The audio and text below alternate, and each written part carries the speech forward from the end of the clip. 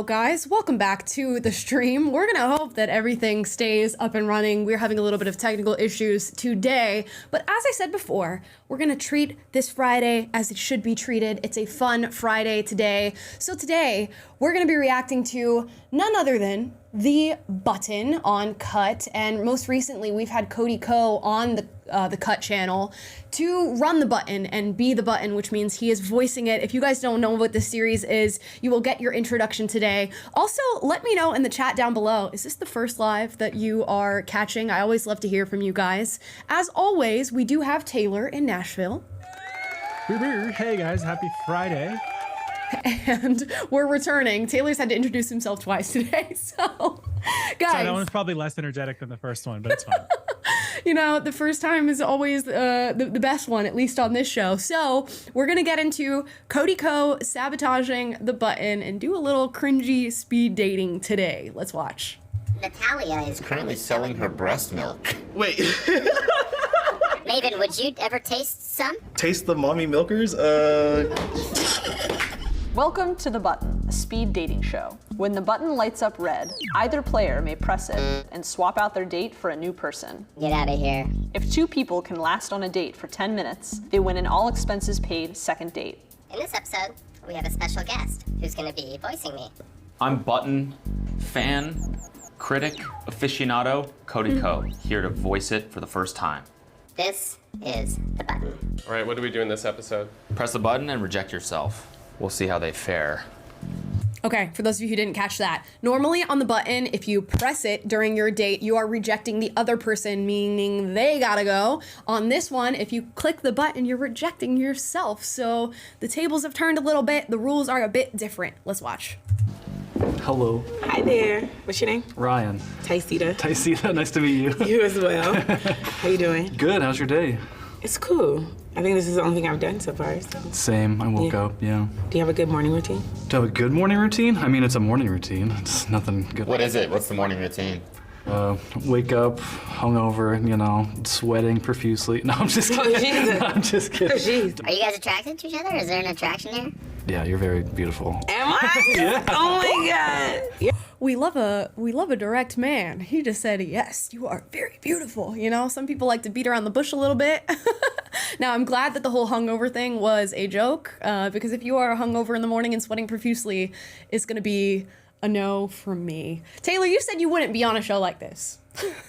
No, yeah, no, it's not for me. I'm just too honest and like straightforward about things, and like I don't know. I don't think I'd be very entertaining to watch in this setting. But luckily, I'm married, so I don't have to worry about that anymore. Do you think it would like come off bad to the audience how honest you are? Is that what you're saying? Like it just wouldn't be No, funny? I'm not like rude honest. I'm just like, I don't know. I think I'd be boring to watch because I would just be like, I don't believe in this type of thing. It's not, I'm not going to find my person doing this. Right. So. I feel like I'm the opposite in that like I cannot assert myself enough. So I would just be like trying to be so nice, even if I didn't, even if I didn't really like the person. So maybe this show was not cut out for somebody like me. Anyways, we'll continue. I have a feeling that obviously he's feeling her, but I don't know that she's feeling him quite in the same, you know, the same way.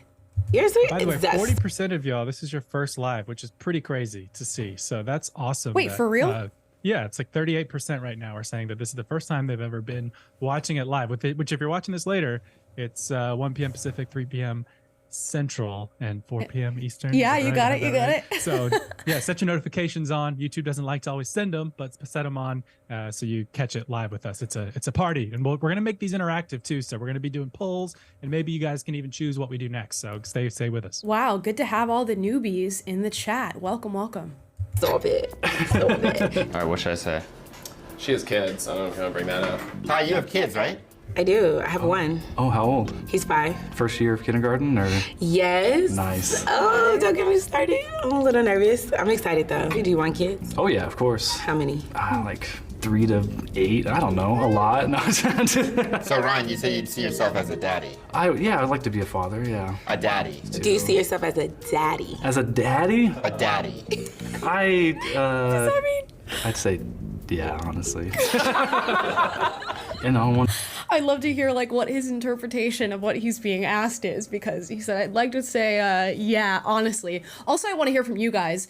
What is your response to somebody who says that they want 8 kids? 8's a pretty big number. You know, I'm one of those people who, when asked, will say, you know, I want a whole basketball team, which is technically, you know, five players. So that's probably on the larger end of saying how many kids you want. If somebody told you 8, how are you responding to that? Is it a green flag, red flag, beige flag? You let me know in the chat down below because I'm very curious. 8 is a lot of kids, and he says it sort of, you know, flippantly. I wonder how active he could be in 8 kids' lives. At 8, I'm like, damn, how much love can you show each kid if you have 8?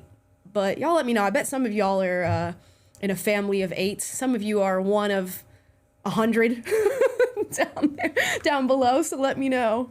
Want a lady in the streets and a freak in the, what is it? Lady in the... You nailed that. Nailed it. Yeah, my way with words right now are pretty bad. Why?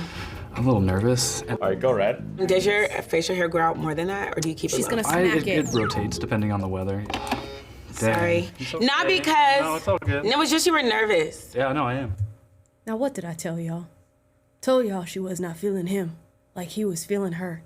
He was looking to get that black queen, and she inked him. I mean, starting with the hangover thing and then like just being a mild-mannered white dude and saying you want to be called daddy. It's just, Yeah. that's strike 2, man. He's already down for the count. Yeah, it's a little off, man. You know, that sucks when you like come out of the gate and you're like feeling fresh and you tell a joke and the joke doesn't land. Oh, that's gotta It's suck. like me on every one of these streams. So that's fine. Personally, I would be like, oh, you know what? A for effort. Even if it didn't hit, I would still give the guy points for coming out of the gate with some comedy. Let's keep watching. Let's see I forget what her name is. It was a complex name she had. I think it's Ty or something. Actually, sorry. You rejected yourself. That's That's the new rule. So I'm out. You're out. Yeah, She's you out. rejected yourself. She's out. Get her skincare routine before you let her go, because damn. Ryan, get your ass back in here. Ryan! Hey, button. Ryan, I'm back. sit down, buddy. Don't touch me. Yes, sir, ma'am. I'm Jen. Nice to meet you. Ryan. Oh my God, Jen. So, like, do you know anything about the rest of the world, or are you just, like, super American then? We remember Jen on this channel. We reacted to her episode of The Button where she went off on this guy and they went back and forth because he said something along the lines of, I'm going to the Middle East and it's a whole nother world. And she was irked by that. She was like, what do you mean it's a whole nother world?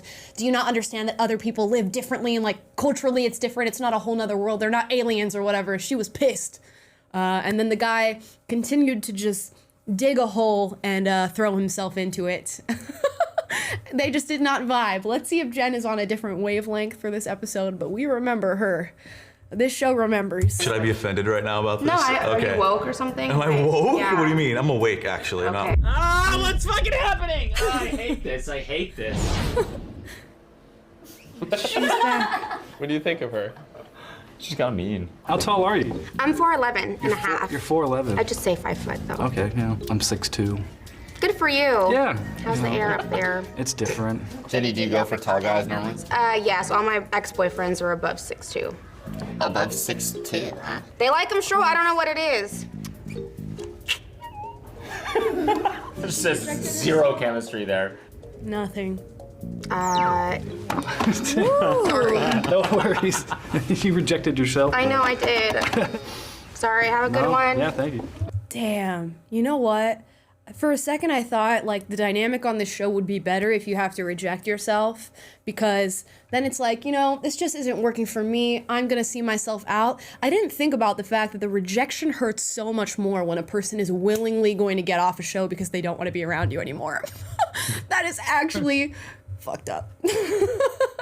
Yeah, well, it's like if you don't hit that button, then you do have to stay with the person on the date. And so, I mean, he's clearly not going to hit it. So I don't know. I can't blame him, but it is a different dynamic and pretty cringe. By the way, I'm surprised we did the poll. If someone says they want 8 kids, is that a red, beige, or green flag? Only 38% of you are saying it's a red flag. 17% say it's a green flag, and 45% are in the middle say it's a beige flag. Beige so flag. Interesting that only 37% would say like, no, I'm not going to pursue something with someone if they want 8 kids. So Yeah. it's like what, 70% of you, almost 62% say I would be open to 8 kids. That's impressive. Go ahead. Y'all are, Elon Musk would be proud of the repopulation effort you guys are working on. Yeah, you guys are really going, you're going to go ham. I don't know. I like 8 kids. I'm just like, how much one of the kids is going to like be lacking in attention, I think, at some point. Like, how do you possibly divvy up your time, affection, and attention to 8 kids? That's a lot. That's a lot. Nick Cannon, right? Yeah, Nick Cannon. Nick Cannon with his Zoom call on Christmas for his 9 kids that he does every year. He can't even keep up with the names. I mean, like, at that point, you know, when people like get their family's names like tattooed on them, at that point he must have like a list down the side of his arm of his kids. Tragic. Oh, okay, keep watching. Why'd you do it? Because I usually can talk a lot, but this one was making me kind of hard to talk, so. She's gone. Yeah. Okay. Bye. That is so What do you awkward. think of Ryan? This guy's funny. I'm Ryan. Izzy. Izzy, nice to meet you. Too. Izzy. How's your day? I love the name, but if you're watching Love is Blind, you don't love the name. Guys, are you watching Love is Blind? Put it in the comments down below if you're watching Love is Blind. Me and my boyfriend have been watching it. We're fully up to date. I almost want to make a video about how I feel about each of the couples on Love is Blind because this season, the season 5 has been quite chaotic. I have a lot to say. Let me know if you're watching it down below, especially the men if you're watching Love is Blind. Is somebody making you? Are you watching it on your own? I swear, men do get invested in dating shows if somebody makes them watch it. That's one of the things. All of a sudden. I can confess that that's happened to me for sure. I'm not watching this season because Netflix cracked down on their password sharing thing, and I was mooching off my parents' Netflix, and I'm too stubborn to get Netflix because they've also raised the prices, right? Like Sabrina, our friend Sabrina, just made a big deal about this on her Instagram. But yeah, she's saying like, is Netflix even worth it anymore? And I don't know. I've been holding out on buying it, but because of that, I'm missing season 5. You know what? I might just have to make maybe it'll be like a Saturday wild card video where I tell you my thoughts on Love is Blind. Maybe we'll wait for the finale to come out because I have a lot to say. You should watch it, Taylor. I don't know. You can't now. I'm not going to pay. You know, if Netflix is going to start charging like $20 a month, I'm not going to do it. Sorry. Right. It's just not worth it. Just for the sheer sake of principle, I'm not going to pay that much for a streaming service. So, bye Netflix. Good. Woke up a little bit late, but she's here now. How about you? Yeah, on time. What was your guys' last relationship? So my last relationship ended in 2020. You know, COVID happened, everything fell apart, relationships are expensive. Yeah, my last relationship was over a year ago. All right, you can turn red. It's just... Yeah, it's been a while since I've been in a relationship. Sorry. Wow. Got rid of Just Ryan, explain yourself. I'm just not feeling it. I'm sorry. Me either, so it's all good. He wanted out of there. Yeah. Oh my God, what the fuck? Does she know this person? I bet you it's someone she's been on a date with already. But do you guys know each other? I don't know if you watched the last episode we were in, but we were definitely sitting in the same position. How did it go last time? He rejected me last time. Let's think about it. To be You fair. rejected me based off my sign. What's your sign? I'm a Capricorn. God damn it, where's the button? No. Red flag. Red flag. Get rid of her. She needs to eliminate herself. And this is like a particular part of LA culture, I guess, like the whole astrology girls or whatever. And I guess there's astrology guys too. If somebody starts to like change the way they treat me based off of my birthday and my sign, you gotta go. I'm sorry. I can't deal with that. And there's a lot of people who do that and they want to like map out your sign and ask you what time you were born and all this different stuff. I get it if that's what you vibe with and like where your interest lies. But it could not be me. Could not. Oh, no.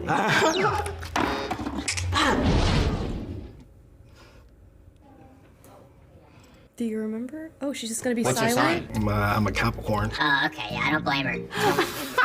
See, thank you. From what I remember, you really thought that was weird, that people would reject people, right? Do you think that? Yeah, I think it's weird. Is it different this time? Any sparks? I mean, it's more awkward this time than last time. If anything, yeah. More awkward this time. Especially because now that we know who each other are, we have a lot of mutual friends as well, so we know a lot of the same people. Have fun. Bye, astrology girl. That didn't feel uncomfortable at all. Yes, uncomfortable, but like, I mean, uncomfortable situations are bound to happen. It's kind of just the way of things. That's deep. Okay, G.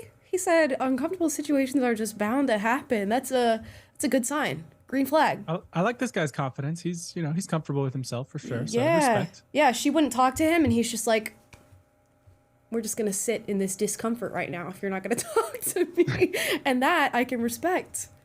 Okay. By the way, we did another quick poll. If they're asking Okay. for your sign, is it a red, beige, or green flag? And so far, 70% of you say it's a red flag. So you're with us on the not feeling the zodiac. 27% say Yeah. beige. Only 4% green. So it's pretty risky, basically, to put yourself out there on the zodiac front. Thank you.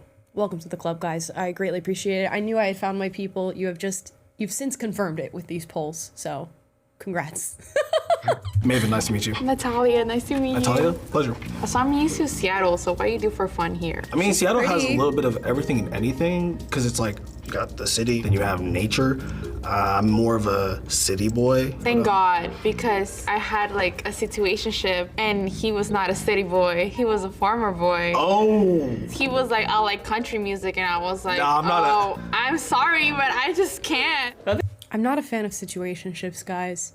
Taylor and I were talking about this before the show, how we need to make a video about situationships. I don't like the phrase, and I get it that people get into like talking phases, or they're seeing somebody and it's like a little booty call or somebody that they have on the side to see. I just don't like the idea of situationships, like especially with women, because I say that only one person is calling it a situationship, right? And it's either the girl who's playing with the guy and, saying, this is not a situationship, I just don't like him. Or it's the guy playing the girl and he's like, that's not my situationship, I don't like her. I just call her when I'm, am bored or want to hang out with somebody.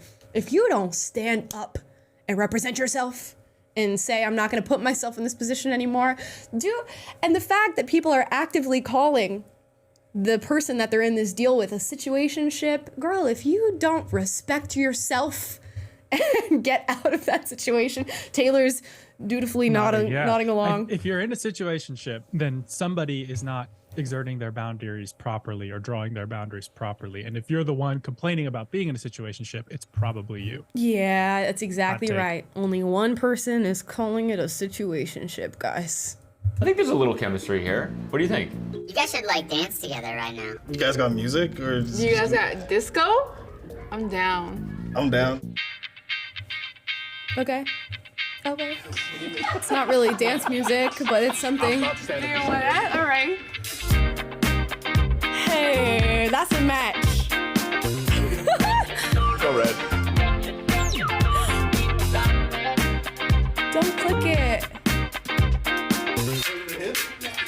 Oh my gosh. I just had to pause for a second. Imagine if you're like with the girl hanging out and she's like dancing it and she just dances up and just rejects you right in the middle of you like being in this like vulnerable moment. First of all, that would be horrible. Second of all, green flag for both of these individuals for getting up and dancing in the middle of this video. Not only is that kind of like, it could be an embarrassing thing to do, but also you're being filmed to go on YouTube for millions of people to watch, and you all both chose to get up and just put a little boogie in it, That is a green flag if I ever saw one. These two should go on a second date. There's more to the video. We're only halfway through this video, so I'm imagining they don't end up together.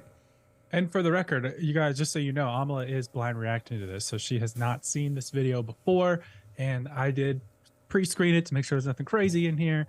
But anyway, stay tuned, keep playing, because there might be some twists and turns, I'm gonna say. Gosh, who's gonna reject who? Oh, I don't know. Okay, let's watch. That was great. Go red again, maybe? I'm dead.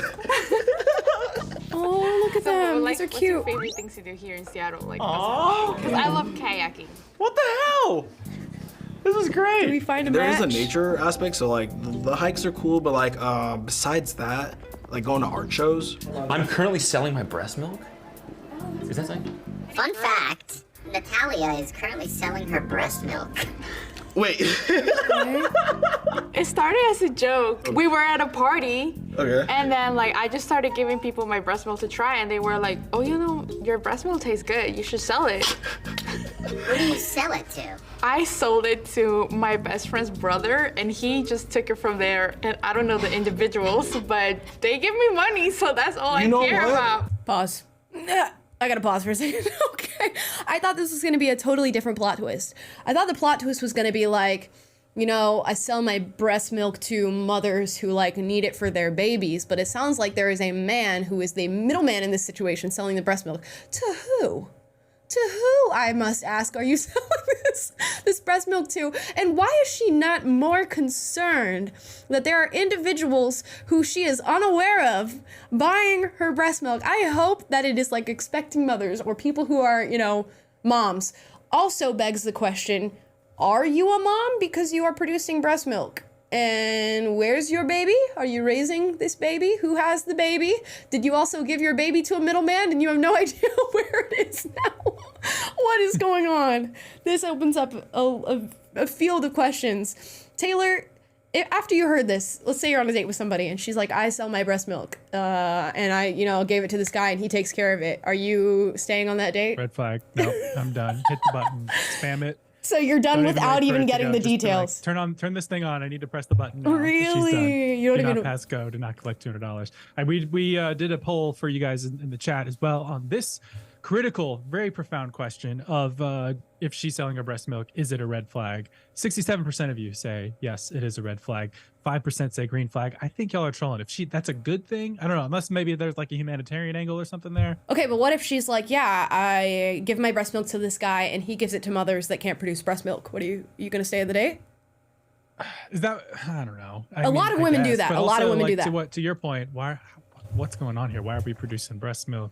How did we get involved in the breast milk selling market? It's just there's a lot of ambiguity around these questions, right. And it's red flags. Beige at best. Okay, if I'm a dude and she's saying, yeah, I give my breast milk to mothers who can't produce breast milk or who need like an extra supply or people who adopt babies or whatever it is, I'm like, okay, yeah, that's cool. We can continue the date. If there's anything else going on that seems less than wholesome, we're gonna have to investigate a little bit. Hopefully we get the answer to where this is going in this video. Now I'm very curious. I'm sorry, somebody just said, y'all are hating on this Dairy Queen. Dairy Queen? Oh, you know what? Yeah, secure the bag. Secure the bag. Maven, would you ever taste some? Taste the mommy milkers? Sure, why not? I bet you better, cause like yes, I need a review. I need a review for them. Are you guys feeling this right now? Is there some chemistry going on? I like talking to you. Yeah, I like vibing with you. Yeah. All right, cool. Yeah. I mean, I don't. Wait. Why doesn't he have more questions? Why doesn't he have more questions? He did not investigate. Maybe you just got to chalk it up to the editing. Maybe, but that man did not investigate a little bit. Okay, hopefully it's just editing.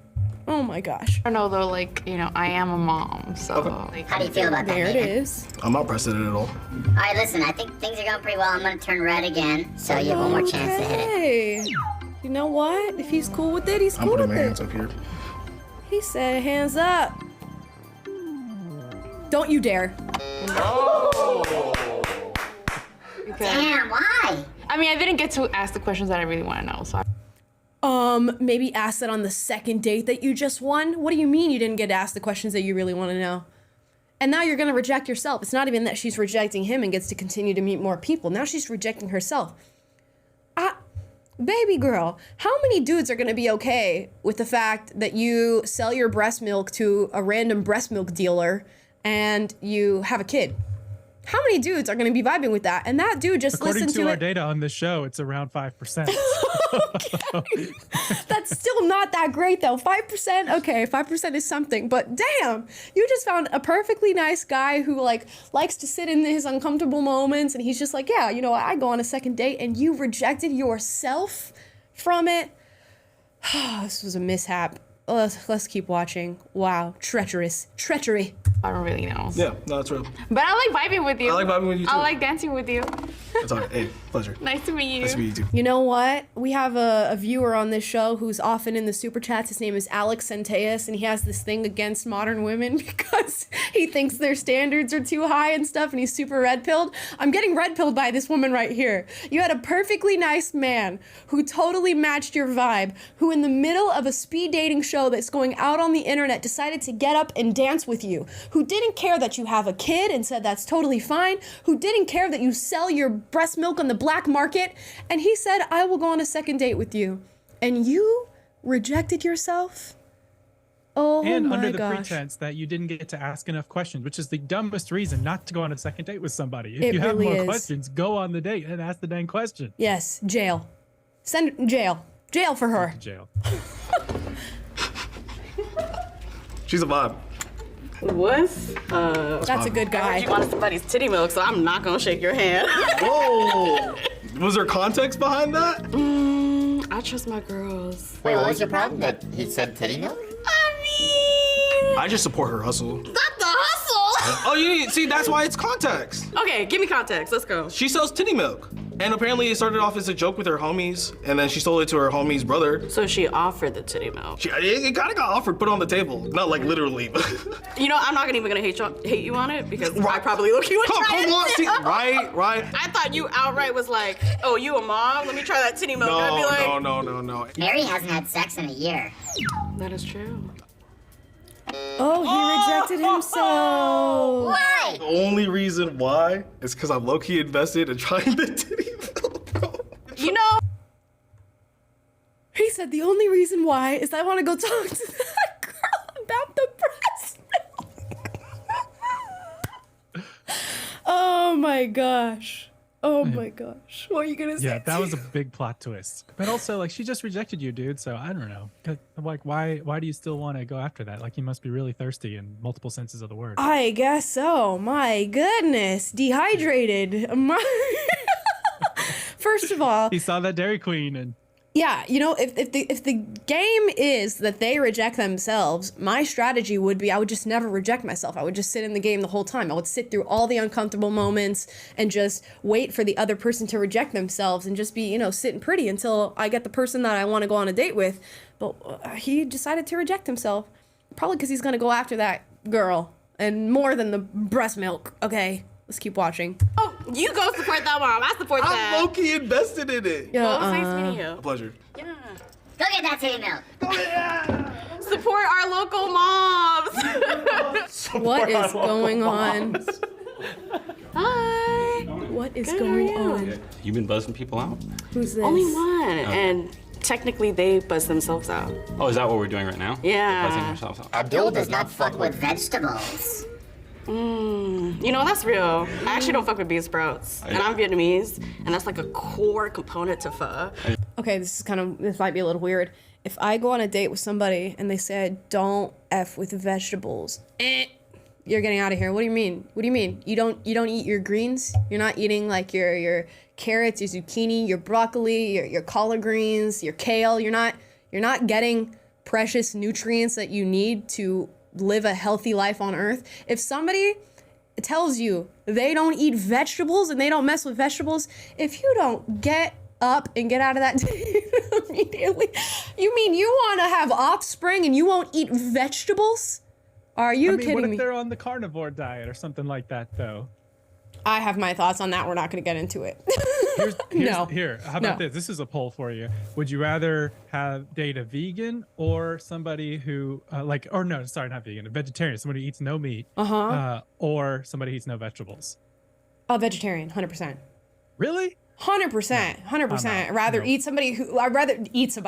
somebody who's like eating things that actually come from the earth and, you know, getting their sustenance. Animals come from the earth. Yeah, okay, animals do come from the earth. I understand, but I'm saying like you can get a lot of sustenance from vegetables. If somebody's eating like just, I don't know, for me, I'd rather go with the vegetarian. This is not to say I would not date somebody who is like exploring the carnivore diet. I would just be like, we need to talk a little bit more about that exactly and what you're doing there. If somebody tells me they do not eat vegetables, guys, that is a red flag for me. I didn't realize that would be such a hot take. If you don't eat your vegetables, we can't do this.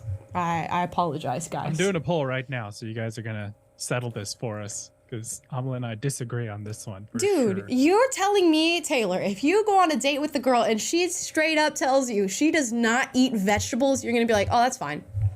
That'll be far less of an inconvenience to my life than if they were a vegetarian. And it's less weird to me. How are they? Yeah. How is it an inconvenience if they're a vegetarian? They just eat vegetarian and you go about your business. because we'll never, like, anytime we have meat for dinner, it's gonna have to be like me making the meat for myself. It's never this like thing where we are having steak for dinner or we're having burgers. Oh, or okay. anything. It's So always gonna be like that. And then everywhere we go, we're gonna have to talk about how to do vegetarian. Blah blah blah. What? So you value it? You value a shared experience? That's what it is? That's what you're saying? In part. And vegetarianism. I'm just not about it anymore. I don't know. If somebody doesn't eat vegetables, that's like a huge red flag to me. I don't, no. I just learned this. I think y'all are more with me. It's pretty close, but 57% of you would rather date someone on the carnivore diet than a vegetarian. Dude, what? That's blowing my mind. There's a clip going viral right now of there's a guy named Al Michaels. He's a sportscaster. Like, he's been around forever, but it just came out. He's pushing 80 years old. He's like 70 something. And he said, I've never willingly eaten a vegetable in my life. Like, his parents didn't make him eat vegetables when he was a kid. And now he's 70 years old and was just being interviewed. And he was like, I've never voluntarily eaten a vegetable. Even the guy's like, not even a carrot. And he's like, no, it doesn't appeal to me at all. So I don't eat them. I wonder what his supplement diet looks like, because there's so many things you're missing out on there. We'll look into it. Of course, there are exceptions to every rule, okay, guys? But my rule is, if you're not touching vegetables, I'm sorry, you're not getting a second date. Jail. I feel like I'm about to get a lot of hate from the Vietnamese people. Side story, when I was growing up, my brother hella hated vegetables. There's like this Vietnamese soup where you put spinach in it, and he would try to like pretend to yak, so that way I would have to eat it, or he would just not have to eat it at all. I do have a story about spinach and vomit, actually. Funny that you bring all that up. Love that. But go ahead. When I was younger, my sister got in trouble for something, and my mom was really, really angry. And as my sister was getting scolded, I was in the corner eating my spinach, and I threw up in the spinach. And then she came back over here. She's like, Abdul, why haven't you finished your food? And I just fucking ate my vomit spinach. You ate your own vomit? I did. This is like, I think I was like 7 years old. That's metal as fuck. Oh. You know, I can see all the stories to tell on your first date. Come on. And that's not even the problem that I'm identifying there. Just like, what situation did you have going on in your household where you felt like you should eat that rather than telling your parents it made me sick? Like, what is the dynamic between you and your parents that you felt the need to eat your own sick rather than tell them this just made me sick? I'm like, how's your family treating you? What's going on there? What was like disciplinary action like in your household? I would be more concerned about his upbringing than I would be about the story itself. Honestly, you can tell a gross story on a first date or whatever. That's not going to turn me off. It's as long as they're telling the truth and there's something that happened. I admire your honesty, but I would definitely have some more probing questions about your childhood if you instinctively did that rather than telling your parents that you got sick. Right. Well, that's what's so concerning about it is like if you had such a strange and traumatizing childhood that you felt compelled to eat your own vomit, like that's raising more questions. It's not just inherently you told a gross story, but it's like there's a lot more to that. And like, have you fully processed that? And I don't know. It's just not a great look. Yeah, I'd be like, well, dude, yeah, now I understand why you don't eat vegetables. Damn. I get that. Like, okay, I wouldn't eat a vegetable either if that happened to me. Whew. Okay, I have a feeling this is not going to end in sparks flying and in a second date. Maybe we'll get a button press here. Honestly, yeah. You want someone who smells good? Do you want him to give her a little whiff? I hate when y'all do that. Abdul likes someone that smells good. What about you guys giving each other like a little sniff? You know, I'm not gonna lie, I had me a little bit of champagne in the back. And it was a little warm back there, but I did put on deodorant. You can smell my arm. I consent to that. Okay, thank you. It's a good smelling arm. What kind of lotion is that? Oh my goodness. Would you like to smell my arm? Sure. I don't think it smells like anything, but... It smells like human. Thank you. Thank you. It smells neutral. Are you two attracted to each other? I'd say so. I would say so as well. Yeah. You got a fresh haircut. Is this gonna work out? The fresh. The curls are curly. He smells like a human. I smell... He does. You know, it's like not too salty, not too sweet, just right in the middle. I'm gonna go red one more time. If no one hits it, then we're off to the races. Off to the races. I'm not sitting on my hands, but they're coming. Wow. Let's go! Wow. Oh, we did that. Look at that. Did not see that We're gonna coming, go right? for the second date. I did not see that coming. I guess we're gonna close out this episode, but I did not see that coming. The sparks were not flying for me with these two. I thought they were just simply, tolerating the presence of one another. Wow. I was thinking there's a good Ethiopian restaurant in the central district. I am hella down. It just opened a couple months ago. I'll be a Dave Buster's. Thank you for watching me voice the button. Wow. Okay, so they ended up together. You know what? Sometimes people shock you, and that's the way this goes. Hey, you'll find love in the strangest of places, and sometimes that's on a YouTube speed dating show. Yeah, they had some good twists and turns in this one, because the ones we thought were gonna get together, the breast milk guy, ended up not working out, and then these guys ended up having a happy ending. So you know what? Good for him. And I bet that breast milk guy is gonna go and get that breast milk. So you know what? It probably is a win for him too, I guess. Questionable. We did get a $50 super chat here from Chantel. We read those immediately. It says, dating these days is messy. First time SC''R. I don't know what that means. Super chatter. I should know that. First time super chatter. Thank you, Chantel. I'm a chef, Christian, own my home mortgage free, and get told how awesome I am, but still single. This game show is helping me understand why we live in a disposable mentality world. Yeah, man, it's so difficult when you have 1,000 options to not just go, oh, I'll go to the next one and see if there's anything there. Oh, I'll go to the next one and see if there's anything there. I've noticed on this show specifically, it kind of places a microscope on modern dating, because you'll have two people sit across from each other. They're both on the same wavelength. They're meeting each other's vibe or whatever, and they'll get through the entirety of winning this game, and at the very end when they say, do you want to click the button and move on, they'll click the button and move on, and their answer is, I just want to see what else is out there, because I know more exists out there. Like, I know there's other girls waiting in the back room, I know there's other guys back there. And I think that's what so many people bring as a mentality when they are dating in today's time, especially with online dating and social media. Even when you're dating somebody, there's another girl sliding in the DMs trying to get their attention. So it's kind of tough to be in that scenario, especially with somebody who has that personality of, oh, there's always something more out there, so why place myself in the position to be with somebody? It's rough, and the numbers are like stark, especially with young guys.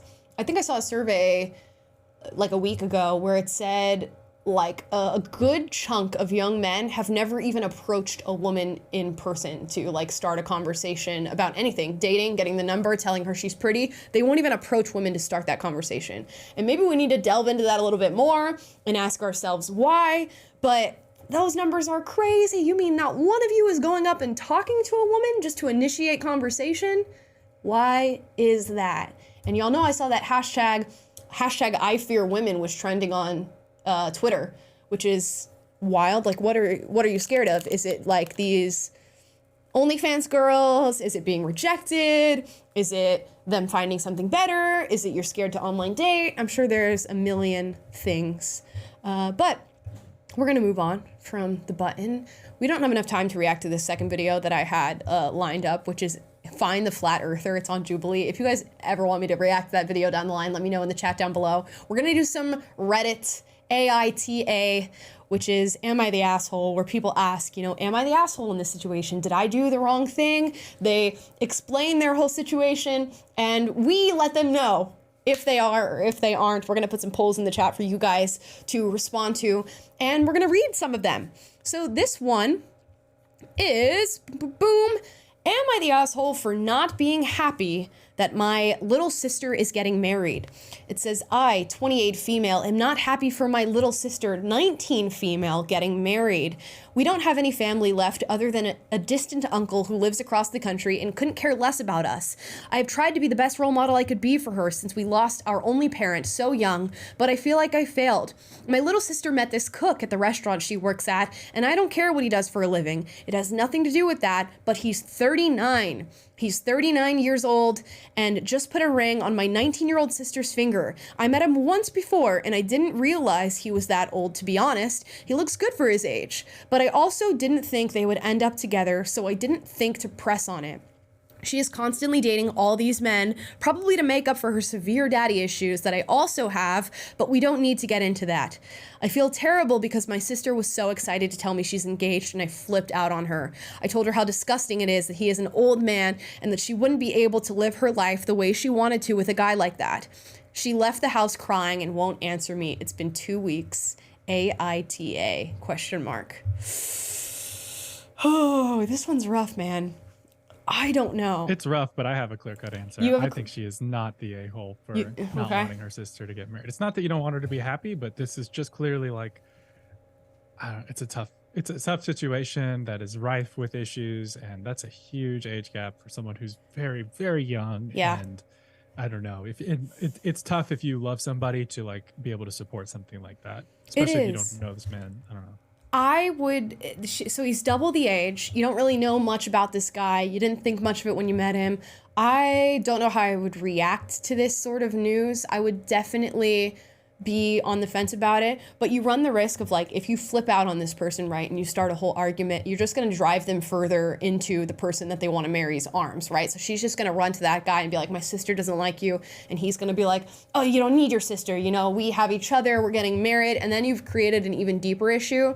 I would have tried to remain calm in this situation, explore their relationship a little more, be like, let's have him over for dinner and let's, meet this guy, talk to him about his intentions, what the future looks like for him, and just approach the situation with caution, because when you flip out, it leads to exactly what she said. We haven't talked in 2 weeks.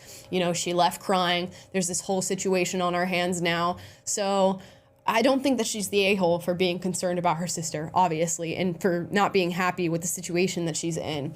But she probably could have handled the news a little bit better. I can imagine in the brain of a 19-year-old, you're like, I'm a fully grown person, and I'm gonna do whatever it is I want to do. And if you hate it, I'm gonna do it even harder. So you gotta really control and give a measured response, even when you hear super crazy news like that. I'm so curious to see what this guy is like, and he's, gosh, I don't know, he's 40, right? And he's never, I don't know his situation, whether he's never been married or he has been married or whatever. There's some definite investigation that needs to go on about who this guy is and what he's doing with his life.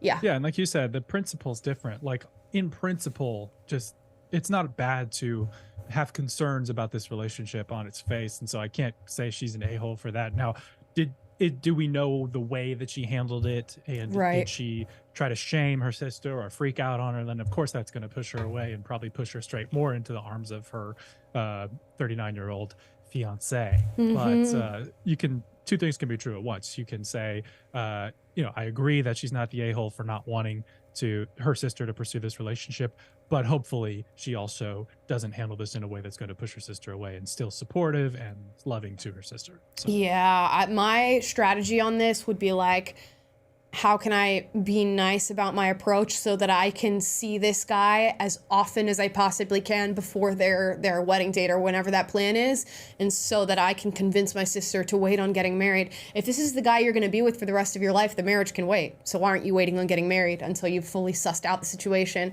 Why not get married when you're, 22, 23, and give him a couple years? What are you getting from marriage that you need right now at 19 years old? Probably nothing. So let's wait a little bit. Let's see what he's like. Let's have him over for some family dinner and, have a nice conversation about what his plans are and what his intentions are. And hopefully you just buy yourself enough time for either the good things about this guy to be exposed or the bad things about this guy to be exposed, and for her to learn about the situation and to just like grow a little more as an individual. You do have the red flags of like the parents are not around, so clearly she's looking for maybe a fatherly figure, and she's found it in this 40-year-old guy. So I don't know. My sister is citing daddy issues already, so if those are there at the beginning of the relationship, then I don't think it's likely that she'll listen to a lot of wisdom about waiting or riding it out for a while to see how this guy's character is. It seems like you're in this relationship because of the pre-existing issues, and those pre-existing issues are probably going to inform that dating season as well. Yeah, and then it's like, okay, if she's going to continue, at this point, she is 19, she's going to make her own decisions. Right. If she's going to continue, right, then you got to start talking about like prenuptials and like stuff like that. Like you need to start getting onto the legal end of the problems that can come with getting married to this guy, especially if he's a cook and she plans on doing something greater with her life and like, you know, making more money or gaining more status. Then you just got to start convincing her to get some sort of a prenup with this guy, because oh goodness, I almost today reacted to James Sexton, who is this now like famous divorce lawyer who was on Soft White Underbelly. He was also interviewed by Lex Friedman. You guys can let me know in the chat if you want me to react to that interview. But he talks about the stats surrounding divorce, how marriage is the most important legal decision you will ever make in your lifetime, and people don't treat it as seriously as it should be treated. And they don't even understand what they're signing away when they get married to somebody, and especially without a prenup. So let me know if you want me to talk about that subject more on this channel. You guys know how I feel about marriage. I'm a little like iffy about the institution as far as the government is involved in the legality of it. So I would love to talk about his perspective on that. But that is certainly what this sister needs to be talking about with the 19-year-old, because it's more than likely she does not at all understand what she would be entering legally if she were to get married to this man. Next one. Am I the asshole for telling my 35 fiance that I don't want to have more children at the moment because we just got custody of his daughter? It says me, 30, my fiance, 35, which just got custody of his 11-year-old recently, and I'm currently in nursing school, and she doesn't work. Okay. She says, I told my fiance that I don't want us to have any more children until I get done with school, because having a newborn and his non-independent child would be rough on me. He thinks I don't want to have more children because his daughter is here now, and I did state to him that he'll be fine with raising one child while I'm in school, but not two. He also feels that I can handle it because I don't work and I just go to school.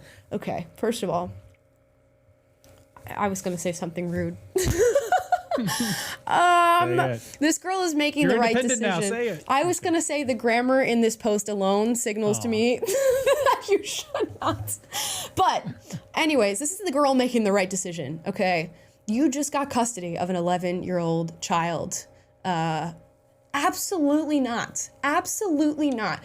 Who is this man that you are not even married to yet, who's telling you that you need another child when you just got custody of his 11-year-old kid? Meaning he went off and got somebody else pregnant who he was not ready to have a child with, and that didn't end well. Now you've gone through the whole custody process. You get custody of another child and he tells you he wants a newborn right now? Girl, just like with the situationship, if you don't stand up for yourself and represent yourself in the situation, which it sounds like she is, especially if he's expecting her to take on like a motherly role and telling you you can handle it, when you're actively saying, I'm in school right now trying to build a better future for myself. What do you mean I can handle this right now? Just like the 19-year-old, wait it out.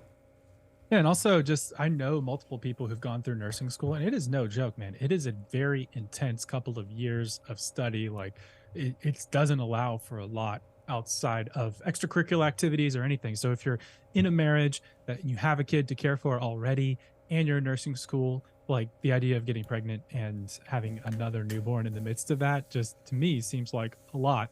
Having watched some people go through nursing school, and if you guys are nurses or know them in the chat, let us know if you agree with that. Yeah, and that's crazy. I might be extreme here. This to me says he does not care about you. This means that he only cares that you are a vessel for a child. If you're telling him, no, I have concerns about my future, trying to get through school, become a nurse so I can support our family as they're about to get married, and he's saying, no, I think you can handle it, you can have another kid. I would be questioning even going through with the marital part of this whole situation that you're in right now with this guy, because he sounds like a walking red flag. This would be a no from me. You guys in the chat let's see what you said for the poll. 93% of you said that no, she is not the a-hole in this situation. 7% of you said that she is. Yeah, no, absolutely not. She should hold off. Seems like a clear-cut one on that one. Yeah, 100%. We're going to move on to this next one. And we'll do maybe one or two more before we close out for today. It says, am I the asshole? My male 32 partner, my male 32 partner, female 35 of 2 years, wants me to pay for a childminder, I imagine that's a babysitter, so that she can stay home 2 days a week rather than work. I said no. We have a 3-year-old son from my previous relationship. She works 5 days a week currently in her dream career. I work all week, I think is what they meant to say, doing over 40 hours, but spread over 7 days. I own 8 food locations. We have a nanny for about 20 hours a week to cover when I can't look after our son and partner isn't around, mainly 6 a.m. to 10 a.m. weekdays, and our son gets dropped off at partner's work nursery by nanny at 10 a.m. I pick him up as soon as my day is done, so he's normally there 2 to 3 hours. Currently, his nanny time is paid by the maintenance she gets for him. Okay? It says, partner has been getting jealous of all the stay-at-home moms in the area and now wants to give up 2 days work so that she can hang out with them. Except that all have school-age kids, so she wants to extend the nanny time on her 2 days off so that she can do other things, but she can't afford it. She'll lose income from her job, and she wants to spend more on herself, is insisting that I pick up the extra cost and take over the full cost of the nanny. I currently pay for everything except the nanny and partner's car. This excludes the cleaner and laundry service. Plus, I do all the cooking. I was a chef. All of her income is her own. I said no. I work FT. I don't know what that means. Full-time. And I'm not sure why she shouldn't. Am I the a-hole for not wanting to pay for my partner's time off? Oh, gosh, y'all, these couples sound like they're in a mess. I don't know what's going on here. I don't know what's going on. It depends on the dynamic you want in your relationship, right? If you want to be a provider and she's saying she wants to be a stay-at-home mom, then I guess you're going to have to, work that out at some point or another. If that was not the agreement that you got into, then maybe this is not the person that you want to be in a relationship in. And it sounds like the son is not her son, right? The son is from a previous relationship, so she's the stepmom to this child. If she's not going to use the time off to take care of the son, I don't know. I don't know what you want. I can't imagine as a woman being like, I want time off off of work, but I'm not going to, take care of the kid that I now have a responsibility for by virtue of being in this relationship. I just want the time off for myself. Can you pay for it? And pay for a nanny to watch your 3-year-old. Don't date somebody who has kids if you don't want to take on the responsibility of caring for a child. Do not enter the realm of being a stepmother if you do not want to be a stepmother. Just sounds like this is not the relationship for him. Yeah, this whole thing, like you said, it sounds kind of just like a cluster to me. I can't really make a judgment here because, one, I don't know if I really understand the dynamic of their relationship enough, even with this sort of long-winded description. Yeah. But also the way that they're going about this relationship is honestly just foreign to me, and it strikes me as sort of just difficult. If you're keeping score in all these different arenas and you have all these variables that you have to factor into, what's fair and who's sacrificing more at any given moment. And this is maybe simple and hopefully this doesn't sound judgmental or anything, but coming from the perspective of someone who's recently married, we've just got to approach everything of the relationship is its own thing, and that we both have to prioritize that above ourselves. And so everything is just together, and we're not keeping score against each other. I had a funny realization the other day. We recently got this espresso machine, right? And it has a reservoir, and it has to be kept clean, and you have to fill the beans and fill the water and all that. And my wife uses it just as much as me, if not more, every day. And I caught myself being a little frustrated that the reservoir was empty, and I was refilling it for the second or third time in a row. So I was like, why doesn't she do this? But she does so much around the house, way more than probably me. What right do I have to be upset about something like that? And I was like, you know what? I'm just going to decide to take pride in keeping this espresso machine ready to go 24/7, no matter if it was me who used it or not. Like, I'm just going to keep this thing full, stocked, and ready to roll, and just decide to have a good attitude about it. I'm not going to keep score in this arena, and I'm just going to bring this to the table and take pride in treating this well. And I think that that's kind of the energy that you need to make things successful. If everything is like you're keeping a logbook of who did what, it's just a tougher dynamic. And I mean, people make things work, and whatever. Far be it from me to throw stones or anything, but from just speaking from my personal point of view, that's how I think things can work or whatever. So. Yeah, it's got to give. Like, I hear a lot, like, I feel like the most successful couples that I like heard from or listened to, it's just like, some days you're going to come to the table with 50-50 and you're both picking up 50-50 of the slack, but you should never expect that on any given day and be like tallying what each person brings to the table. Sometimes you're going to wake up at 100% and your partner's going to wake up at 20. And at that point, in order to like make things work, you got to be 180 to make it a full, 200% with both of you going at the same time. And then vice versa other days when you're not feeling as well, and hopefully they'll pick up the slack for you. And you have to just like grapple with that and go back and forth and accept that that's the way that relationships look, instead of tallying back and forth what things will look like. And that's what I think a lot of the dating conversations get wrong in this time. Guys, we're gonna do one more before we get into super chats. This one says, am I the asshole for telling someone I never desired a daughter and didn't, quote, try for a girl? It says, weird question, but I have 4 sons. They are 14, 12, 8, and 4. The older 2 are biological, and the younger 2 were adopted after a birth complication made us infertile. I was at the park over the weekend with my younger 2 boys. I got to chatting with another couple and mentioned that I had 4 boys. She said something like, quote, oh, you poor thing, I wanted a girl too. But he pointed to her husband, I wanted a girl too, but he pointed to her husband, didn't want to have a third. Sorry, got that right. Okay, I told her that I didn't try for a girl and that if I wanted a girl, we could have put that in our adoption paperwork, but we didn't have a gender preference. I have no strong desire for a girl and love having sons, so she has no reason to feel sorry for me. It rubbed me the wrong way that she said poor thing, like the boys aren't good enough for me, and she said it right in front of them. They already have to field questions about being adopted. They shouldn't have to feel bad about their gender too, Anyway, the lady got upset, told me that I was rude for no reason, and walked away. I spoke to my sister-in-law about it, and she also felt I didn't handle it correctly. She had 3 girls and 1 boy and said it is just a normal thing people comment on. She said people will tell her that her son is going to be feminine because he only has sisters and that she shrugs it off, so I should have done the same. Am I the asshole? Okay, wait. He doesn't sound like he did anything wrong. He just told her that he didn't try for a girl and that if he had wanted a girl, he could have put it on his adoption paperwork. At first, when I read the initial part of this, am I the a-hole for telling somebody I never desired a daughter and didn't want to try for a girl? My initial reaction is, if you're in a relationship with somebody and you're having a conversation about kids and somebody specifies, I really don't want a boy or I really don't want a girl, do not have kids with that person.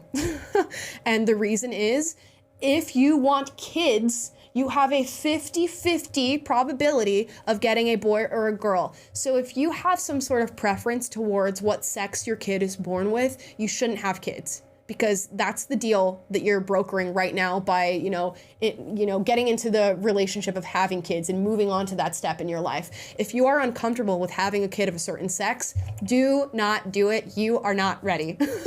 But it sounds like he just said, this is what we ended up with, on the adoption.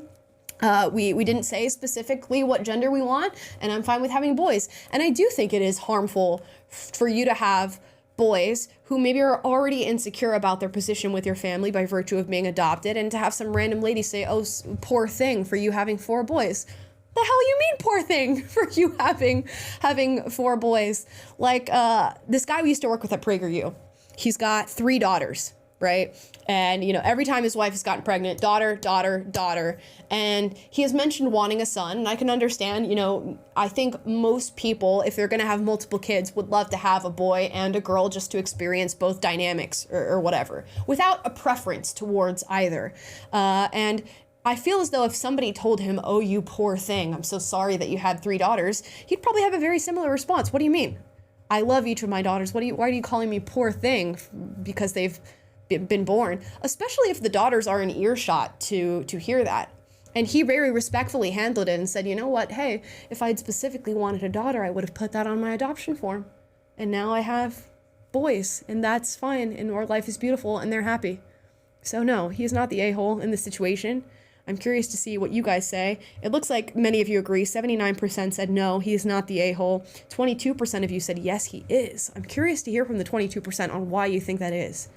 Taylor, your thoughts? Yeah, I mean, this situation in particular, I got kind of lost in everything, but as far as what you're describing of you don't want to make a preference known or be aggressive about having a preference. Like you said, it's okay to acknowledge, like, okay, if you've had, like our friend who had 3 girls, like, it's okay to be like, I would like to have a son, but also you don't want to create this strange thing where it's going to be a disappointment if you have a girl. Like, that's just for that, the psychology on your wife, the psychology for around them or your family. And also it's just like, get over that. Like, this is a human life at stake and it's your child. Like, you should still love it no matter what their sex happens to be. Right. So it's to me, it's just something you have to be very like, it's okay to like have these desires to like want a son or want a daughter or whatever, but it's a matter of maturity and love of like putting the fact that you're bringing a human life into this world above your whatever preferences you might have, and taking that seriously, and then being very careful with like how that might affect your children, their psychology, and your spouse. So yeah, as far as this situation though, I did get kind of lost. Yeah, I'm just saying, like, if anybody says anything negative about my children within earshot, they're getting called out on it. I'm so sorry. You're gonna get called out on it immediately. I don't think a lot of people understand how much children absorb. And if they're of an age to understand the negative thing that you just said about their presence, they're going to absorb that whether we like it or not. So I think as a parent, it is your duty to respectfully just correct somebody on that. And it sounds like that's exactly what he did. He doesn't seem to overreact or be totally upset about what the woman said. He just said, hey, you know, I've got 4 boys and I love that I have 4 boys, and that's an amazing thing. And we're chilling, even though you might think that I'm a poor thing to be in that situation. And it seems as though you agree. I'll have to keep an eye out for the 22% who said yes, and I'd love to hear your comments in the live chat. We are going to get into super chats, which means the Taylor bubble is going up. Guys, let's talk about it. You just appear over your shoulder here. Yep, love it. Am I the angel or the devil? Who knows? You decide. Let's see. We had, I don't know if you guys were around at the beginning of today's stream. We had a little bit of technical difficulties, so we launched the stream. We had some lag issues, had to relaunch it, but we got a couple super chats in that first one. So fear not, you have not been forgotten. Daniel, Alyssa, and Heba. So we'll start with you guys. Daniel Santana says, happy Friday, guys. Thank you. It turned out to be a happy Friday after all. It wouldn't have been a very happy Friday if we couldn't get the show off the ground. I know. But we made it. We refuse to give up, guys. We're going to get this show running. No matter what it takes. I'm not freaking leaving. We're not leaving. Show goes on. Okay, Alyssa Cottom says, random question. What's your opinion on members of the Church of Jesus Christ of Latter-day Saints, aka Mormons? Just curious. I don't feel anything in particular about the religion. You guys know I'm not religious, but I will say, every time I go to Utah, these are some of the nicest people I've ever met in my life.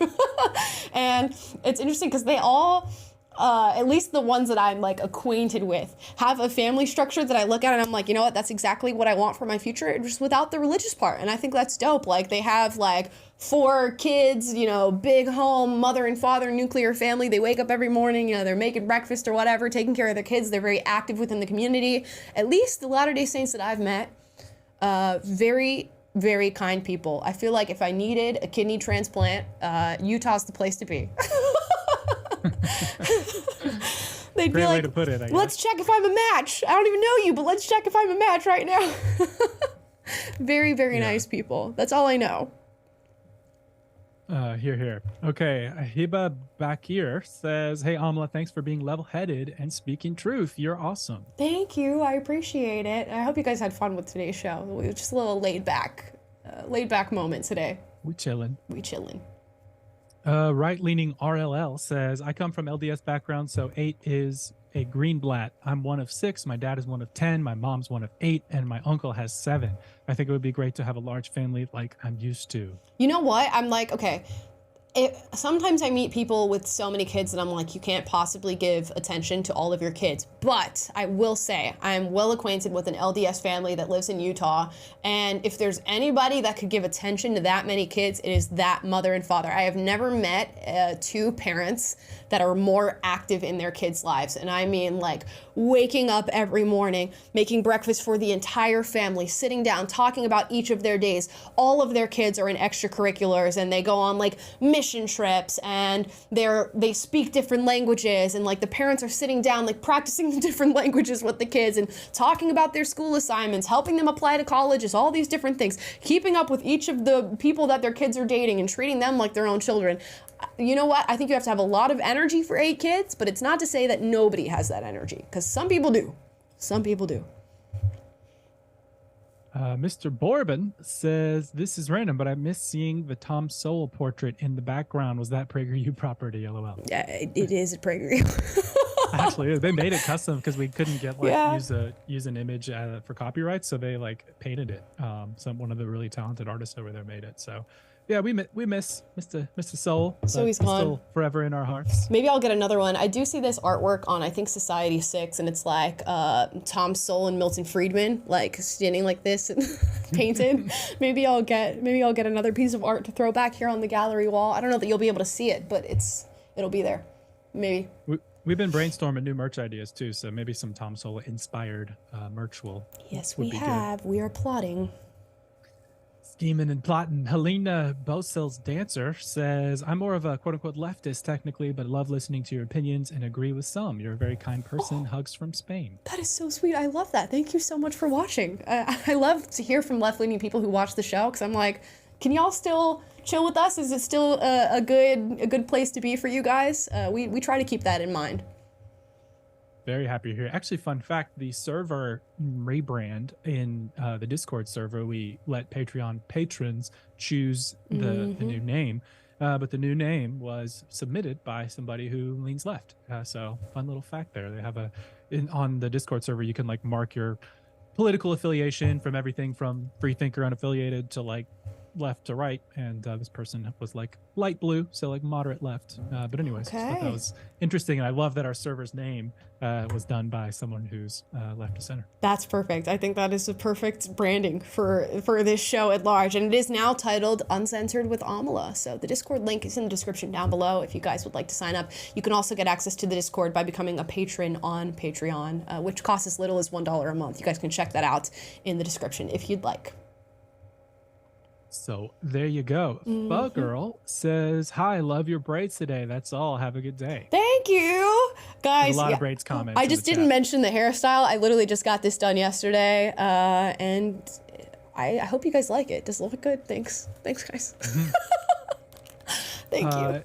Heba again says, compromise and have 4 kids. LOL. Awesome show as always online. I think that's in reference to our 8 kids chat. Compromise and have 4. Yeah, I have a feeling like, I think most people who say 8, the number will change as they have more kids and as they realize how much effort and attention, hopefully, to like have, you know, a healthy relationship and dynamic with your kid. I think that will shift a little bit. As always, some people are capable. Changes. Yeah, who knows how your situation will be once you're 5, 6 kids deep. But yeah, you know, hey, if you're both for it at that point, go for it. I had 3 siblings, so I'm from a 4-kid family, and I love it. So yeah, I'm a 3-kid family. So there you go. Mr. Bourbon says 19 kids in canon. New show idea for TLC. 19 kids in canon. Oh gosh, that would be the most depressing show that I've ever watched. You guys know how I feel about that, like the Nick Cannon and the Elon Musks of the world who are like, we need to repopulate the world or whatever, and we need to have more kids. I don't know if that's Nick Cannon's stance, but it certainly is Elon Musk's stance. It's like, yeah, okay, maybe have those kids with the same person then, Elon. He's like going and impregnating multiple women, creating a bunch of broken families. Like, who are you even? I'm not gonna get into it, clearly. Clearly, I feel passionately about this, but maybe hold your philosophy with one person, because your philosophy only really works on a societal level if you're creating nuclear families, which are healthier for children. So, wild. I think he gets a pass because people are like, oh, he has money. So the money cancels out the fact that these people don't have two parents in the household, and it does not cancel that out at all. Yeah, conceiving a child does not mean you're fathering per se, and money doesn't compensate for spending time. But nobody's going to call him out on it because he's Elon Musk. So. Yeah. Well, you are. So that's why you come to Uncensored with Amala. Yeah, I guess so. Andreas says, regards from Germany. My girlfriend and I have been watching a lot of your videos. Thank you for being the voice of reason. P.S. Girlfriend had me watch that stuff last year. I Love is Blind. Love is Blind. I love that, and I bet you loved it too. You know, there's an element, I think guys have to say they don't like watching these shows, but as soon as you get them hooked on it and they're watching the dynamics between these couples, they're like, yeah, they're into the shows. They're into Love is Blind. Yeah, it's an interesting social experiment, whatever you think about it. I mean, it's hard not to want to watch the train wreck, even if it is a train wreck. Yeah, or the good moments, like that one couple, that one interracial couple that is still married to this day. I forget what their names are, but you know, that's a cute couple. I'm like, damn, I can't believe this little experiment that is by no means tailored to work has worked for you.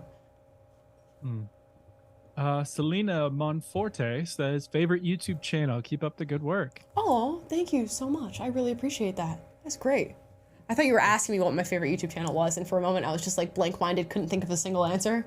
So, and I still don't have one. I do like Cody Ko. He's up there for you. He's up there. Alex Anteas says, hey there guys, a lot of these city girls are in situationships and then start complaining on YouTube when the guy doesn't commit. Delusional. Yeah, it's tough, man, because you know, these situationship guys, the Horatios of the world, they'll keep you on the line, right? And they'll do whatever it takes just to keep you there and to convince you that something else is coming, and then nothing is coming, guys. So again, if you're listening right now and you're referring to a dynamic that you have right now with somebody else as a situationship, sit down and reevaluate that, because it's only a situationship for you. Yeah, and I will say, not all, I don't know, not all guys who are involved in situationships are like the F-boy types. Speaking as someone, I don't have to go into deeply into my story, but like I dragged my feet a little bit in my relationship when I was dating my wife, and but it was her setting clear boundaries and making me decide, okay, do you want I'm not going to sit here and be in your back pocket. So do you want me, or do you want to be in this limbo land? Because if you're there, I'm not going to be waiting around for you forever. And each time she had to kind of draw those boundaries, it made me ask myself those tough questions and confront that and be like, okay, do I want her, or do I want to do whatever? And each time it forced me to choose, and I chose her, and no regrets. So that's again, you set those boundaries, ladies. Do it, ladies and guys. The girls are players too, because girls is players too.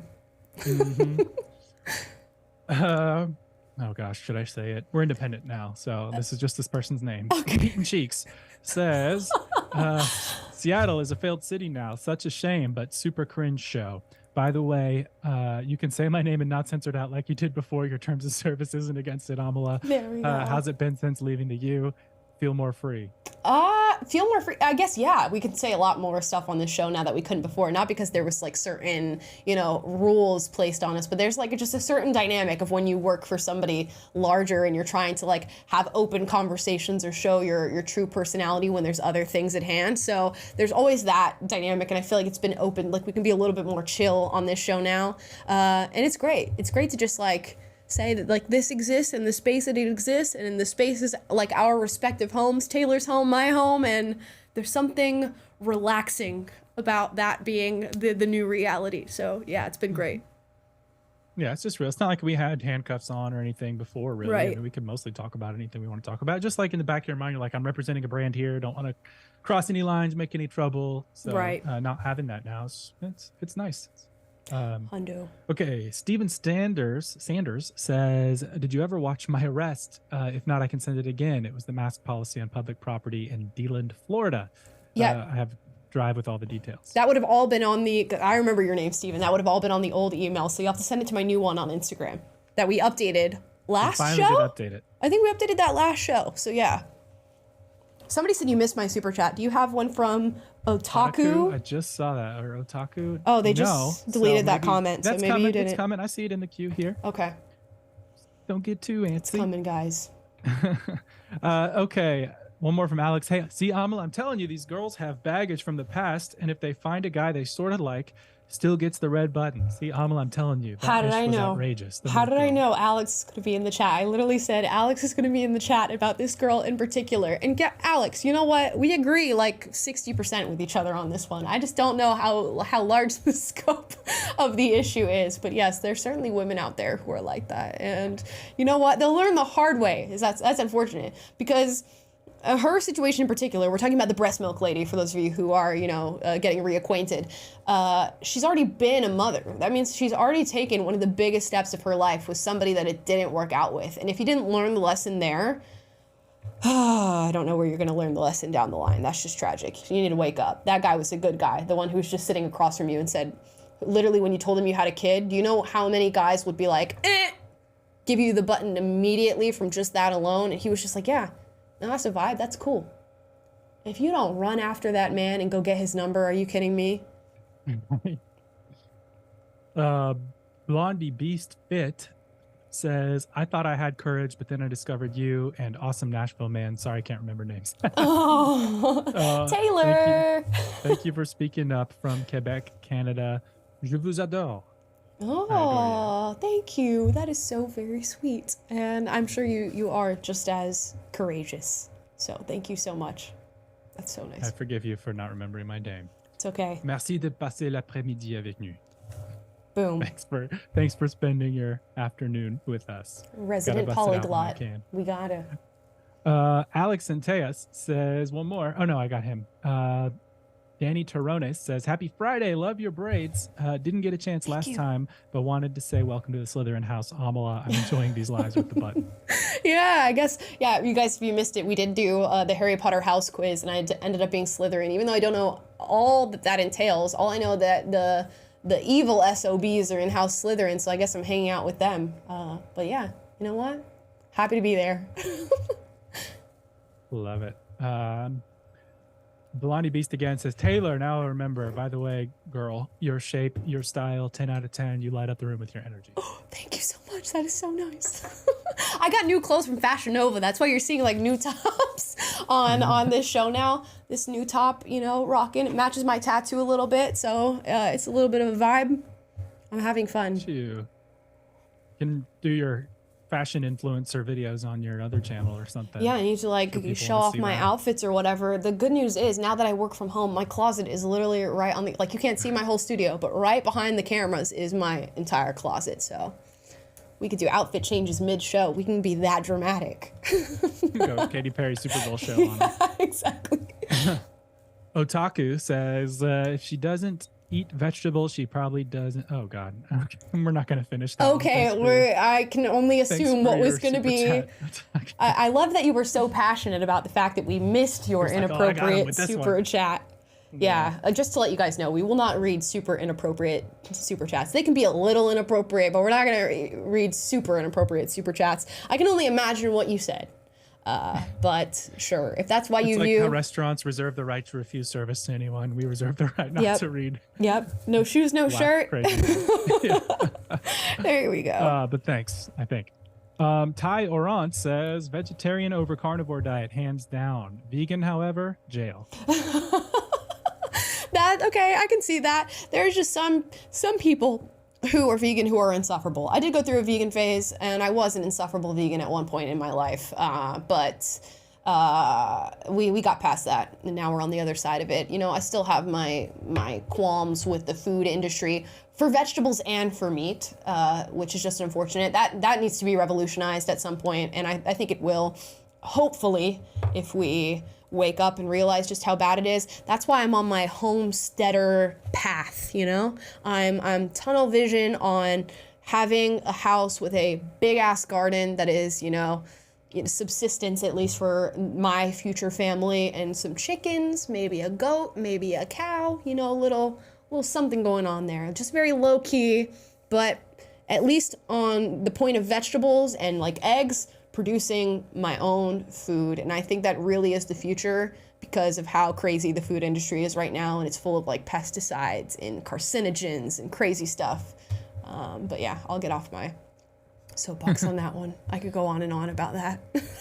Maybe that's a good video, like following you trying to make a sustenance lifestyle based on your own veggies and stuff. I'm telling you right now, if y'all are listening to this show and you get anything from this episode, the future is in being able to produce your own food with how much stuff they are pumping into your food and how much they do not want you to be able to produce your own food. Learn how to do it.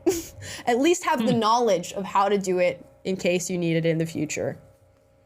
I was listening to Joe Rogan a while back, this guy who's like a farmer, but he like converted his like big agriculture farm into like a farm that's self-sustaining. Like he uses the manure from his animals to fertilize the ground and like redid it all to where it's like this, system that works. And anyway, it'd be interesting to like have you visit one of those and, learn about it. I would love just, like, to do that. Live creative session right here. Yeah, we love it. Let us know if you want to see that. Tell us on Patreon. Okay. Or Discord, I should say. Yeah. Michael Jackson says, wow, the king of pop is here, Prince. Whatever. I do carnivore, been over a year because my stats are so good. Doctor told me I don't need my meds or supplements anymore. Hey, you know what? If it's working for you health-wise, I think that's great. I do have the question though, and this is the question that my boyfriend brought up whenever we have discussions about carnivore diet or whatever, we see like a lot of carnivore content, like the Lion diet and stuff like that, is that like if you're having issues with your diet and you cut everything and just eat meat, how do you know that you've like got the solution if you've cut everything out? Like, are you slowly like eating meat and then like reintegrating, like trying broccoli and seeing if that creates the same issue for you, or like cutting everything, eating meat and like slowly trying like one vegetable after the other, and then you know that all the other foods are causing problems? Because logistically, I'm thinking like you could cut all foods and only eat meat, right? But because you've cut everything, then yeah, you caught the problem, but that doesn't mean that like meat was the solution. Does that make sense? These are just questions that float through my brain when I see people who say they found success on the carnivore diet, because I'm like, okay, what if dairy was your issue, but you cut dairy, fruits, vegetables, sugars, all this other stuff, and then you're saying that meat solved your problem, but you wouldn't technically know if you didn't one by one reintegrate everything. That is my only thing with the carnivore diet that I have questions about. I need that to be figured out, because it could be that like sugar was your problem, but you cut everything else out and now you think the carnivore diet solved everything. Let me know in the chat down below. How are you guys doing this?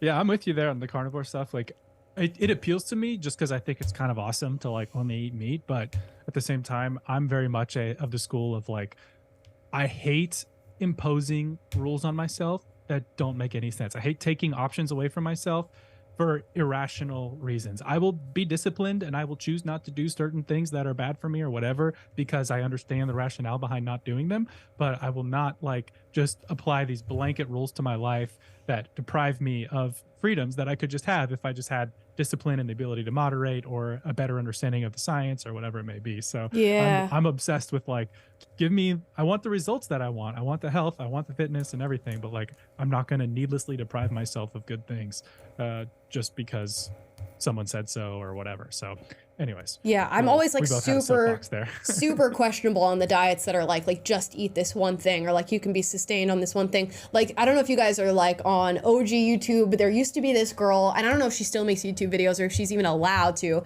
but her name was Freely the Banana Girl. I don't know if you guys know who that is, but her whole diet, let me see if I can find her. Freely the Banana Girl. Yeah, she still exists. If someone told me, like, this is her 5 years ago, that in 2009, isolation, vacation lifestyle, is it gonna show her? Anyway, she has a banging bod or whatever, and she looks good, she looks healthy or whatever. She's like cut, got abs or whatever, and she's like, I eat like 40 bananas every single day or whatever. And I'm like, yeah, I get it. Like, your skin's clear, you seem to be doing well, you have a fit body, and you're eating bananas. Like, that's cool. Just like carnivore diet people say that they're eating meat. But I'm like, you're only eating bananas. There's probably other things that you could like reintegrate into your diet that wouldn't cause some of the problems that other people are having, but you're choosing to only eat bananas.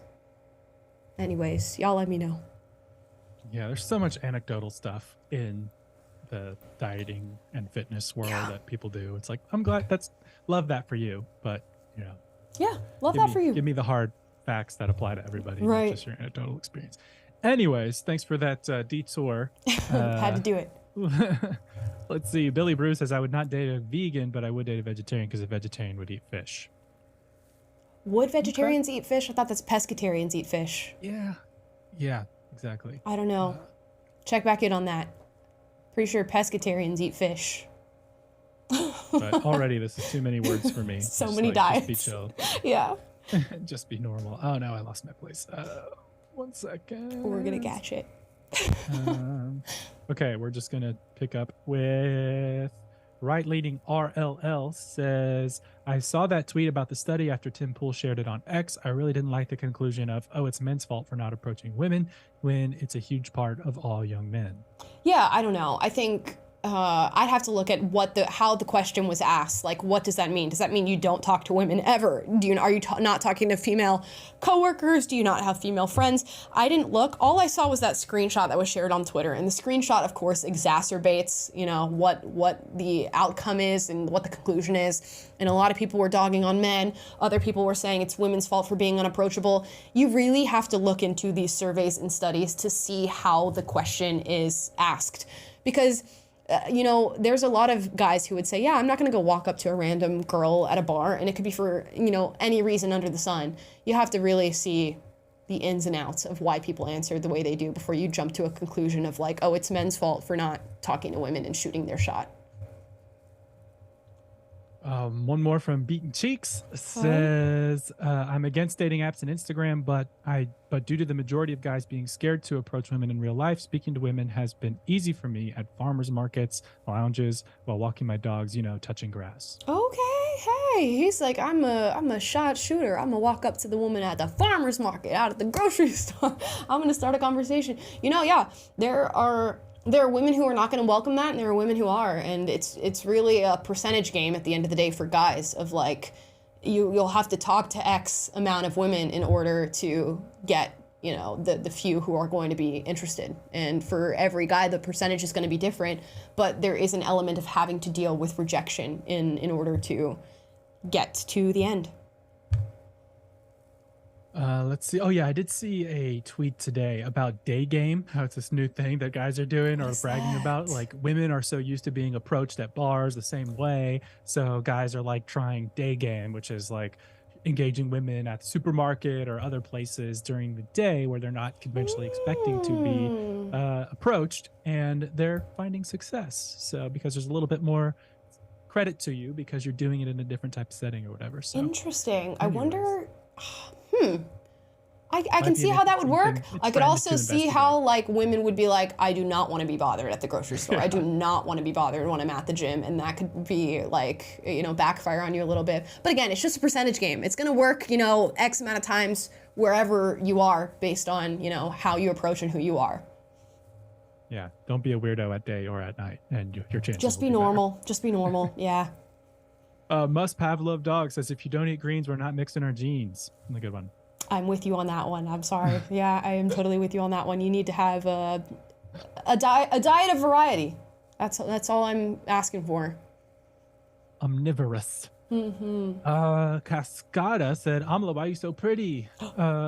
Anyway, thanks Amala and team for your vids. Congratulations to you guys going independent. Love from India. Thank you so much from India. That is super dope. That's awesome. Thank you for watching. And thank you for the support. Alex again says, I'm telling you, Amala, women really do have choice paralysis due to Instagram, Tinder, etc. Also, I don't even attempt to approach girls in public because it's literally a waste of time, money, and self-esteem. So do men, Alex. They have the same problem too. Everybody's got the same problem. I don't know. You just gotta, again, it's a percentage game, Alex. You gotta keep going for it. And you got to ask yourself, what's the next move? What can I do next? What can I bring to the table next? And it'll work. We can focus on women being the problem or men being the problem or whatever, but I would much rather we just, focus on ourselves and putting ourselves in the right position to be successful. And then it will all come. Here. Celtic Blacksmith says, Amla, is there any chance you'll set up some kind of super chat system that doesn't put money in YouTube's pocket, perhaps through Patreon somehow? We've thought about this and gone back and forth about it. There's you can do it through like Streamlabs or Patreon or something like that. We'd have to figure it out logistically so that it makes sense for you. Right now, super chats is the easiest way to get that done, but hopefully down the line we will have an alternate system that doesn't involve that. So there you go. Right-leaning RLL says, I'm a new nurse still in my residency, regardless of how easy or hard nursing school is, because it can depend on the school. It's a terrible idea to have a kid during it. Wait for graduation. I completely agree with you. That is a tough situation to put yourself in, and congratulations on, getting through this whole program and being almost on the other end of it. That is a massive achievement. Yeah. Anybody who's still in school trying to get to the next step of their life where they have a career should probably hold off on bringing a child into the world at that time. You just can't possibly give the amount of attention that is needed to have a healthy child at the same time. And of course, there are people who are in the situation of being in school and having kids, and that's fine, and they make do and they make it happen. But I don't think if you ask those people whether or not it was the easiest thing to do, they're going to say, oh yeah, it was totally easy and everything was fine and I didn't have any trouble and I didn't, project any of my stress onto my child. It's not ideal, and you should give yourself time to put yourself in a better position before having children. Sup, my dude says, if I were on a date with a woman and she admitted she loved the 1975, I would make her pay the bill, plus the tip, plus the Uber fare. Oh my gosh. You know what? If she says she likes the 1975, send her my way. I'll date her. Okay? Because that's a good woman right there, and she knows what's good, and she's just on another level. That's the Impeccable problem. Taste. You weren't meant to be anyways. She dodged a bullet. Wow. Savage. Okay, let's see here. A couple more. Vilma says, hi from Finland. Do you think that everyone can find a forever person? To me, marriage seems scary because everyone's getting divorced these days. I just watched The Vow, and the real life couples got divorced after cheating. Do I think everyone's always a big statement. I don't think everyone can do really anything. I do think a lot of people can find, the person to spend the rest of their lives with. It's just a really difficult thing to do. You never quite know exactly what's going to happen in life and how things are going to pan out. I do think it's the most important decision you will make as a human being, so you should take it really seriously and really try to find that person. I would hope that everybody could find that in their lives. But there's also not everybody wants that, so there's that element too.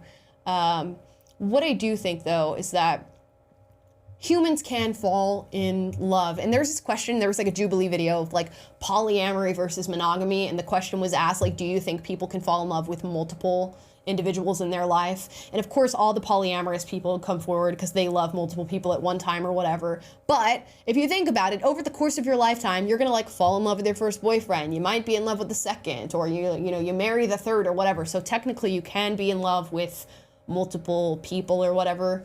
And I think human love is very malleable, and watching something like Love is Blind really emphasizes that. It's crazy that a bunch of producers can put together random people they find in LA or in Seattle or wherever they are and place them in a room, and some of them end up falling in love. It just shows you how malleable maybe the minds are of human beings, that they can be just placed in a situation and somehow find love with another person in that way. And you can view that as a dark thing of people imagine that they're in love with somebody when they really aren't, or you can view that as a really beautiful thing, that we can find love given whatever situation we're placed in. So it's a long-winded way to answer the question that I do think a lot of people can find love, but you do have to be, in a positive mindset. You have to view yourself positively. You have to be putting yourself in the position to be the best person that you can possibly be, and hopefully someone comes along that elevates that in some way and adds something to your life. But if they don't, hopefully you're, sound within yourself and you love yourself enough and love life enough for that to be okay too. If that makes sense. Let's see. Danny Terrones says, Bass Taylor, always enjoy listening to your POV. Taylor's definitely the angel, I guess not the devil on the shoulder. So we'll take it. Yes, Taylor is based. SM Kala says, came in at the end, but Taylor, you hit a new wisdom level in the relationship department. Well said. Both of you have a good weekend. Oh, thank you so much. Yeah, whenever I feel like what I do on the show is a lot is I rant, and then Taylor comes in and just like packages it beautifully with a new perspective and hands it over to people. And I think that's awesome. I'm glad that hits sometimes. I feel like most of the time I just ramble and you're very sharp and articulate. You're killing it. You're killing it. We're doing something here. You guys keep showing up, so we'll keep it going. Mm-hmm. Ty Oren again says, my love is blind as a guy is Dance Moms. There will be no further questions at this time. That's so funny. You like watching Dance Moms. There's a lot of drama in Dance Moms. Abby Miller, man, she is a force, whether you like her or not. Oh, that's a show. I thought he meant like I believe in Love is Blind because I'm into Dance Moms or something. No, like, yeah, Dance Moms is show. his show. It's like the moms who like make their kids do like, you know, dance at Abby Lee Miller's dance company, and they do competitions and stuff. Weird. Okay. Well, learn something new every day. Yes, you do. 60% Amala, you only agree 60%. This is Alex. Milko hasn't learned any lessons from her mistakes, which is why she red buttoned him. You should do a documentary as a guy trying to date women and see how hard it is. There's plenty of guys who also create so many problems. I know this personally as a woman. That's why I'm at 60%. There's a lot of treachery out there, guys. Treachery. One more from Blondie Beast Fit says, neurotypes. I used to be a sponsored figured bodybuilder and trainer. Super interesting. Neurotypes, what were we talking about? Maybe that was like... With the diet stuff? Maybe, or maybe she was responding to somebody in the chat, like they were chatting about that. I'm not sure how to respond to that. I don't know. But also congrats on having been a bodybuilder. That's pretty dope. Yeah. Zarina says, join the live late, but I'm currently breastfeeding my baby while watching the lady who sells her breast milk. Yeah, see, there you go. You know, women are out there doing it. Yeah, I do have so many more questions about the breast milk selling. I wish I had some clarity on that, but alas, here we are. I'm just going to have to live with that knowledge.